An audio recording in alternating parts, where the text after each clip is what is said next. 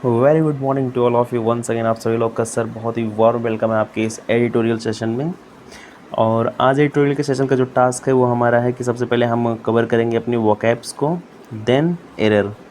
और बहुत जल्द सर अब एक नई चीज़ मैं जोड़ने वाला हूँ, ऐड करने वाला हूँ कि जैसे अब आपका एडिटोरियल का वोकैब हो जाएगा, सेशन पढ़ा दिया जाएगा, तो जो ऊपर बातें पढ़ाई गई होंगी उससे रिलेटेड नीचे आपको टेस्ट दिया जाएगा। मतलब कि कॉलम दिए जाएंगे मैच करने के लिए कॉलम। अब जैसे यहाँ पे मान लीजिए कोई वर्ड लिख दिया जाएगा, तो इधर उसका क्या लिख दिया जाएगा, सिनोनिम्स लिख दिया जाएगा, और आपसे बोला जाएगा कि इनको मैच करिए, इनमें से कौन सा उसका सिनोनिम्स है। तो इसीलिए सेशन को बहुत ही केयरफुली देखिएगा, और आप जो वर्ड पढ़िएगा उसके जो सिनोनिम्स लिखे उन पे भी एकदम कॉन्सेंट्रेट करिएगा, क्योंकि आपको जो यहाँ पे टेस्ट मिलेगा वो इसके सिनोनिम्स ही मिलेंगे। चलिए विदाउट वेस्टिंग द टाइम हम आगे मूव करते हैं। आज का थॉट देखते हैं, बहुत ही बढ़िया बात कही गई है। आज के थॉट में क्या लिखा गया है कि you are never too old, मतलब आप कभी भी बहुत ज़्यादा ओल्ड नहीं होते टू सेट अनदर गोल, किसी अदर गोल को सेट करने के लिए, और to dream a new dream. Simple से इसको मैं अपने लैंग्वेज में बात कहूँ सर, तो जहाँ चाह है वहाँ राह है। अगर आपके मन में है, आपने ठान लिया है, तो आप करके दिखाएंगे। यहाँ पे ये कहना चाहता है ये, मतलब ये ऑथर है जो आपका ये जहाँ से ये लाइन ली गई वो ये भी कहना चाहता है कि जैसे सपोज़ आपने एग्ज़ाम दिया और उसमें रिज़ल्ट नेगेटिव आ गया, आप क्या हो गए, फेल हो गए। तो इसका मतलब ये नहीं है कि आप वहीं पे हताश होकर उदास होकर बैठ जाएं, या कुछ नंबर कम हो गए हताश होकर उदास होकर वहीं बैठ जाएं। आपको याद रखना है कि आप कभी भी ओल्ड नहीं होते, दैट्स मीन बहुत ज़्यादा लेट नहीं होते हैं अपने अदर गोल को सेट करने के लिए। अरे भैया इस बार बैंक एसएससी नहीं निकला है तो कोई बात नहीं, इस बार हम प्योर पक्का श्योर बैंक एसएससी में सिलेक्शन ले लेंगे। ये नहीं कि अगर एक सपना टूट गया, एक ड्रीम ख़त्म हो गया तो वहीं उसी को लेकर बैठे रहे कि नहीं ज़िंदगी तबाह हो गई, बर्बाद हो गए। ऐसा कुछ नहीं, जहाँ चाहे वहाँ राह है। ठीक है, अगर आपने ठान लिया तो आप कर लेंगे, और अगर आप सिर्फ सोच रहे हैं तो फिर मुश्किल हो जाएगा। तो इतना याद रखिएगा, हमेशा पॉजिटिव रहिएगा, पॉजिटिव लोगों के साथ रहिएगा। अगर आपके अंदर 1% भी नेगेटिविटी आई तो समझिएगा खेल ख़त्म। तो इसलिए इस नेगेटिविटी को अपने अंदर आने नहीं देना है। चलिए स्टार्ट करते हैं वोकैब का सेशन। सबसे पहले वर्ड हम देखते हैं। सबसे पहला वर्ड हमारा दिया गया है पॉन्डर, जिसका मतलब होता है विचार करना, जिसका आप क्या कह सकते हैं, कंसीडर करना या फिर थिंक।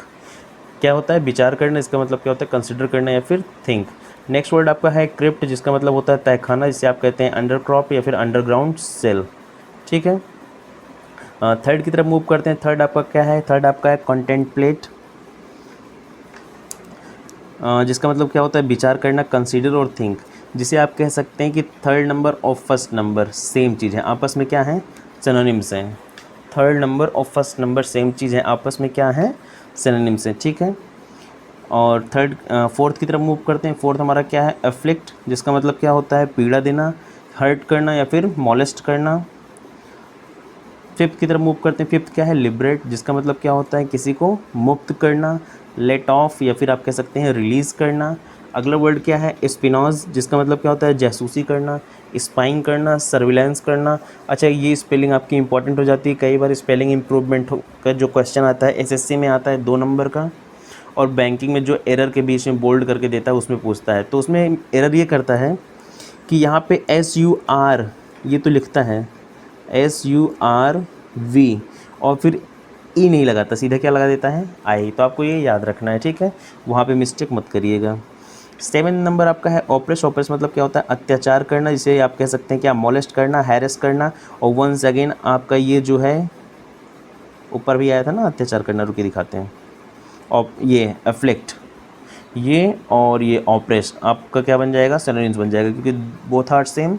मोलेस्ट करना, हैरेस करना, ऑपरेस करना मतलब अत्याचार करना, किसी को दुख देना, पीड़ा पहुंचाना।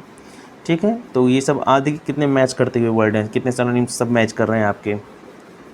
8 नंबर की तरफ मूव करते हैं। 8 नंबर क्या है, डिस्कंसर्ट, जिसका मतलब क्या होता है घबराना, जिसे मतलब मेस या फिर अपसेट। ठीक है, 9 नंबर की तरफ मूव करते हैं। 9 नंबर क्या है, इन्वेशन, जिसका मतलब क्या होता है अटैक या अग्रेशन, जिसका मतलब होता है आक्रमण। क्या कहेंगे, अटैक या अग्रेशन।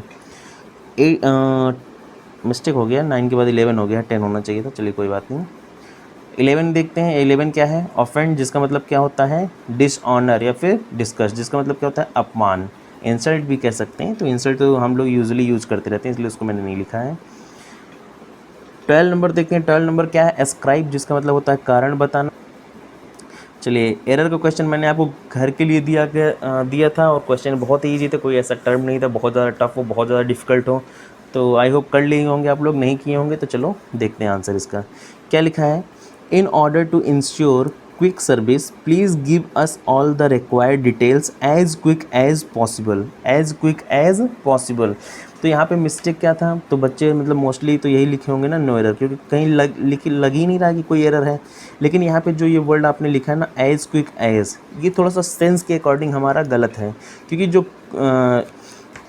रिलेट करने के लिए जो यूज़ होता है वो आपका क्विक नहीं यूज़ होता है, क्या यूज़ होता है, एज सून एज। तो आप इसको एक क्विक एज को रिप्लेस कर देंगे किससे, एज सून एज से, ठीक है। चलिए आगे बढ़ते हैं।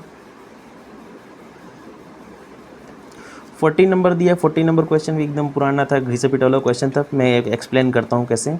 लिखा है कि the club has lost a lot of business because of poor maintained facilities, poor maintained facilities.